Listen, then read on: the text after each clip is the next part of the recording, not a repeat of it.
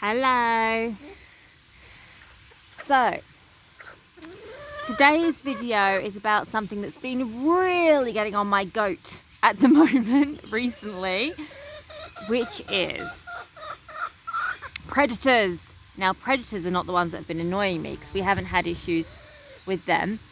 People, humans are the ones that are irritating me because they're not protecting their animals from predators. Who have we got? Let's see. We've got Jen. We've got Frida. And Dylan. I'm just having a relax with them in the garden. And Cece's the one you'll be able to hear making a racket.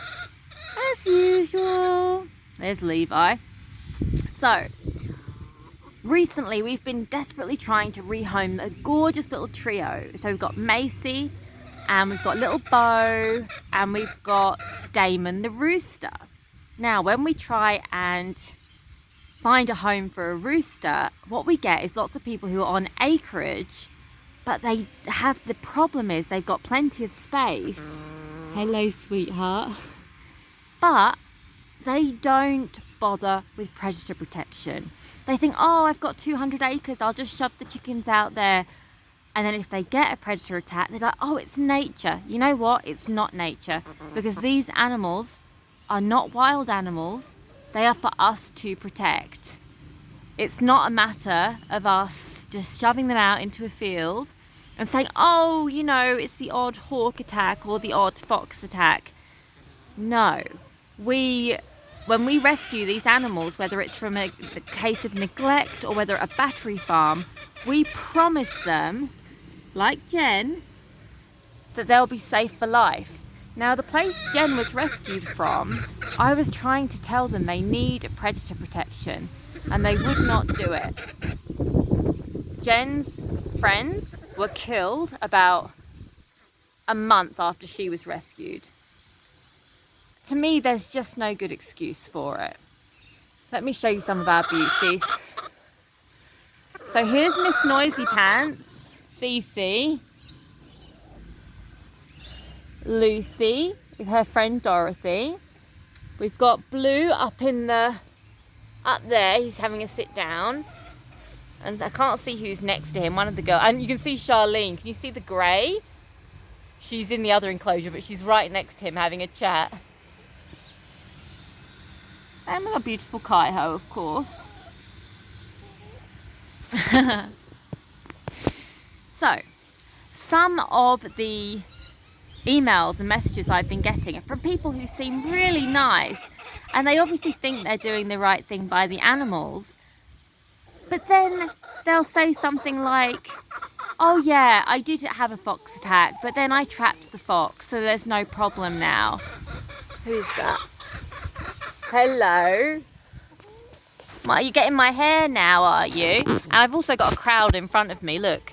The whole gang is here. What's my hair ever done to you, Frida? Hey? And then we've got Gretel. Hi, Gretel. Can you imagine just thinking, oh, so what, a couple of them got taken by a fox. Oh, well.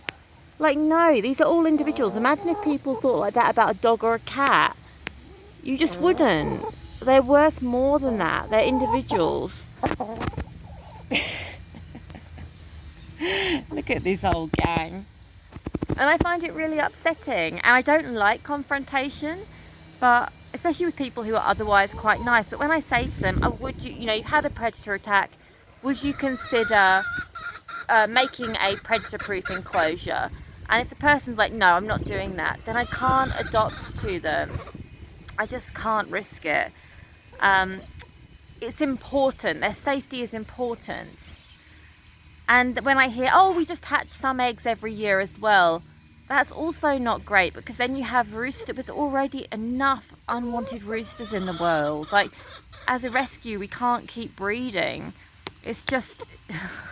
Gretel's pecking at the camera now. Hello, love bug. Kim, of course, preening me. And we've got Gretel in front. Oh, Hi, Gretel. That's an extreme close-up, isn't it? And I think people don't realise that not only is every hen an individual, but every hen, it's like a miracle that she's got out of these battery cages or of these cruelty situations. Oh, bless her. And the other thing is, when you have, and this isn't aimed at anyone in particular. This isn't aimed at anyone in particular. I've had maybe 5 or 6 emails like this over the last week. So it's not, if you think, oh, that's me, it's not, it's aimed at a whole culture of not protecting chickens. The other idea is when people take it out on the fox or the predator. Look, that truly is their nature. They may not be native to Australia, but they didn't ask to be here. It was humans that brought them here. Now they're just trying to survive. It's not up to us to then poison the fox. Even if you relocate the fox, there could be cubs at this time of year who are going to starve to death. Like, it's really up to us to make these enclosures predator proof. Now, the reason I say this is not just Kim. Oh, Kimmy. Actually, at the free range farm Kim was from, many of her friends and sisters had been killed by predators because it wasn't predator proof either. So there were a lot of carcasses everywhere. She's just pecking at the phone now. Hello, sweetie pie. So how does it relate to the hen haven? Well, predator protection has to be a major part of what we do. We are going to be, even if we don't see a fox, we will assume that there are foxes around. We will assume there are hawks and eagles around. And we will ensure that everyone is safe from them. That means we are going to have wire which is thick enough that foxes can't tear through it. We have wire over the top. The enclosures are going to be dug into the ground. My hair needs some predator protection right now. Protection from hens. Doesn't it? Hey? And I've got Kimmy here. She just wants to look at herself. That's all she's got. Look, I pull the camera away and she just goes after it. Hey? And then we've got Kaiho. And is that Jen? Let me see. I thought so. I thought that was Jen digging on my butt. Ooh, there she is. I'm getting a bum massage. Yes, your beautiful face is still there. And I know people say they're devastated when they have a predator attack, but if they don't make any changes, then they just apply to adopt more hens or buy them, it doesn't show that they're really committed to the animals. As a sanctuary, we cannot have any losses from predators. We must protect them. Even noisy ones like Cece.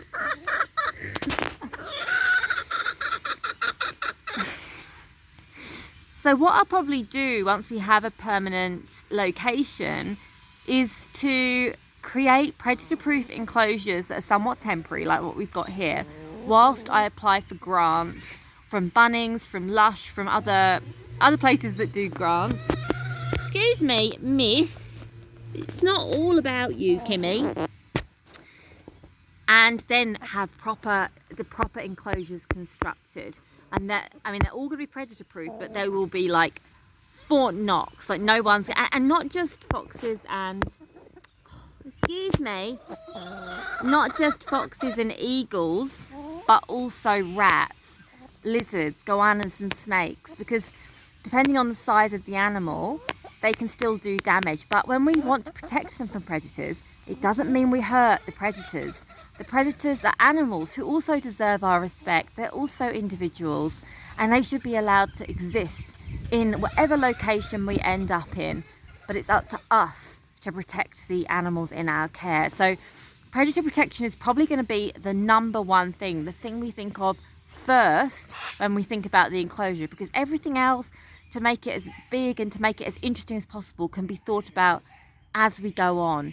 But predator protection, we can't mess around with that. So I'm going to be doing some research into it, and as soon as we've gone to the bank and kind of spoken about how to get a mortgage and everything, the next thing I'll be looking at is predator protection, because we're not risking any of these incredibly beautiful girls, and we will be expecting the same from who we rehome to.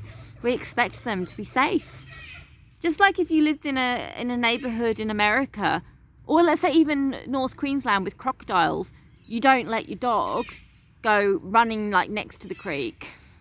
You know, you don't risk the lives of your animals, but you can still give them incredible freedom and a beautiful quality of life if you design the enclosures correctly.